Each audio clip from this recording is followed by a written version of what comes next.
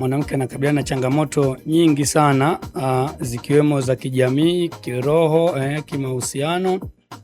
Hizo zinamfanya haribu sehemu yake ndogo ya ubongo ambayo ina kazi ya kuchakata taarifa za kila siku na kutunza na kuzichukua zile zilizo njema kwa ajili ya kuzifanyia kazi.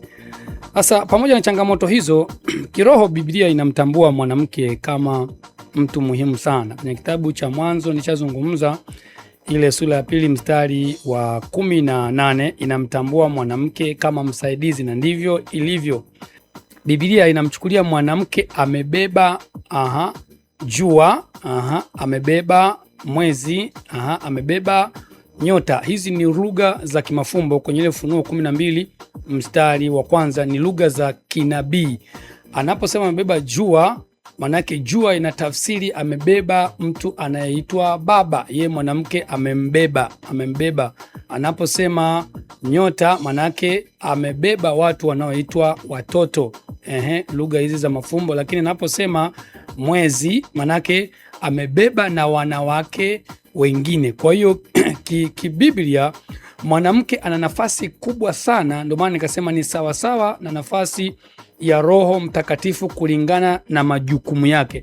Hawa watu wote aliowabeba, anaanza kuwabeba kuanzia chini kwenye uhai walipo mpaka wanapokuwa watu wazima wamejitambua. Lakini hao ndio wanakuja wanampa baadhi ya changamoto kwenye maisha yake. Sasa cha kufanya yeye mwanamke anapaswa kwanza, sitaki kutumia neno sana kwamba ajitambue. Mimi ninachofahamu kwamba aliumbwa akiwa amejitambua na ana hizo kazi. Aliumbwa akiwa amejitambua na ana hizo kazi.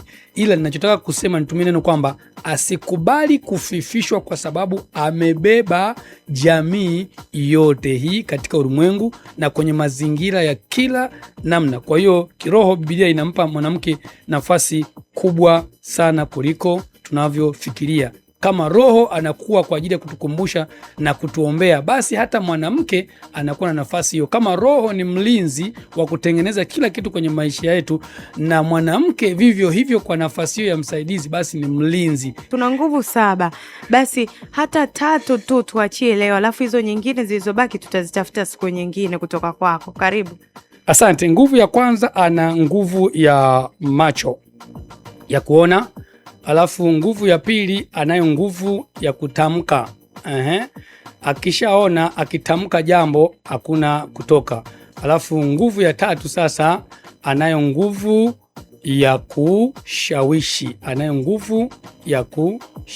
Hizo zinatosha, siku nyingine tutakuja kuzungumza. Akiamua kushawishi kwa jambo lote lile, lazima liwe, na hivyo ndivyo itakavyokuwa, na sio kwa sababu yeye anapenda, ni automatic, zipo kwenye mwili wake. Tunaposema nguvu za kiume, maana yake sio anatushawishi kwa akili yake.